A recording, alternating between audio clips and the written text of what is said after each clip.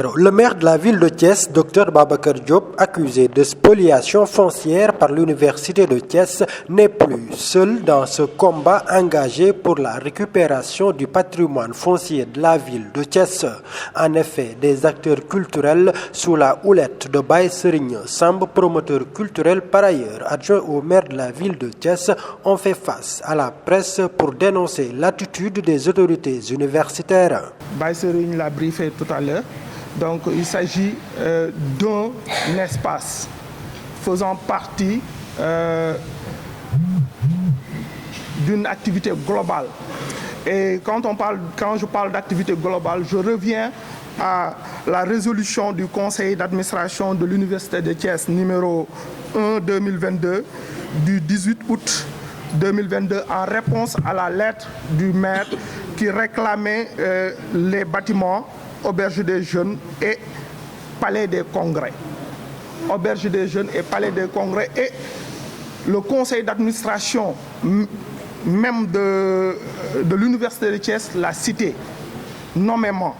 Il n'a pas parlé d'auditorium, mais il a parlé de Palais des Congrès et d'Auberge des Jeunes. Et il invoque le décret 2003-644 du 28 juillet 2003. Et il parle d'affectation de ce site-là à l'université de Thiès. Alors rappelons-le, l'université de Thiès a été créée en 2007. Comment une loi qui prévoit quelque chose en 2003, l'université peut-elle réclamer, autant pour moi, que cette affectation lui a été faite par cette loi-là, ce qui est incongru. L'autre chose, c'est que je vous rappelle cette loi-là, le décret 2003-644 du 28 juillet 2003 déclarant d'utilité publique et urgent le projet d'aménagement et de réalisation d'infrastructures publiques à Thiès. Et dans son article 1er est déclaré d'utilité publique et urgente le programme d'aménagement et de réalisation d'infrastructures publiques à Thiès, consistant à diverses infrastructures notamment, et ça fait partie, c'était 10 infrastructures qui étaient ciblées, notamment la requalification du site du cinéma Amitié. Le décret parle juste de requalification du site du cinéma Amitié. Il n'a pas abordé de réaffectation pour l'université de Thiès. Donc c'est ce que, sur le point juridique, qu'on voulait venir.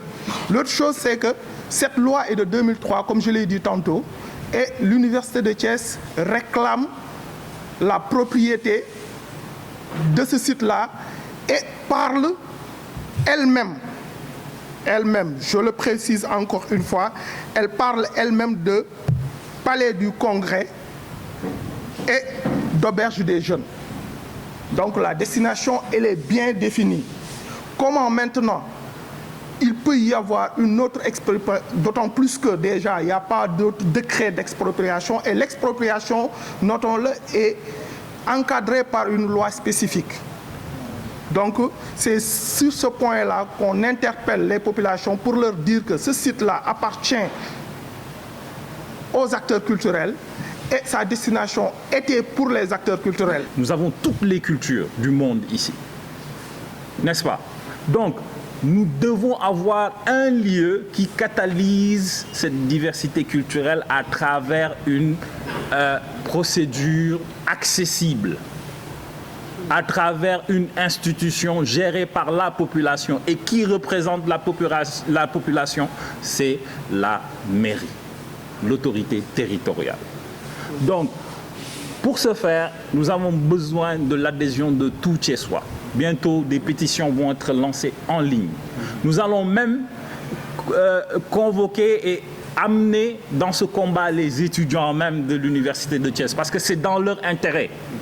Quand ils sortent de l'université, le premier problème, c'est avoir un stage.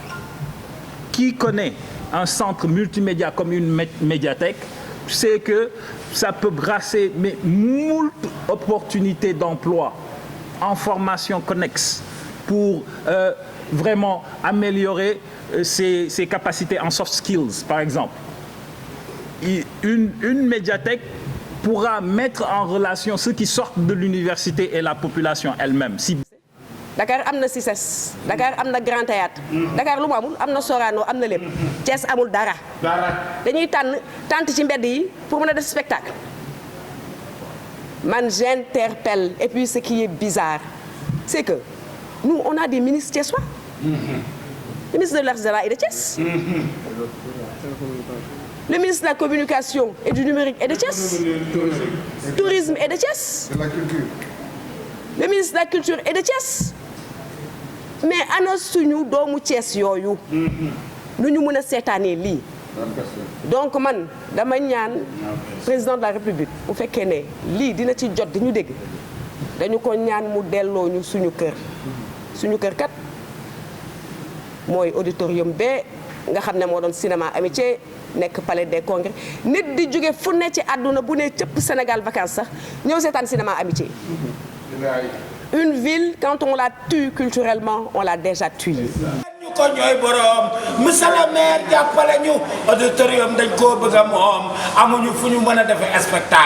Le conseil municipal de la ville de Thiès, qui a autorisé au maire de la ville d'ériger une bibliothèque municipale sur ce site qui est un droit réel de la ville de Thiès, se dit prêt également à mener le combat jusqu'au bout. Quand on a demandé à la ville de Thiès de prêter provisoirement l'auditorium à l'université, mais c'est le bâtiment qui n'avait pas été réceptionné.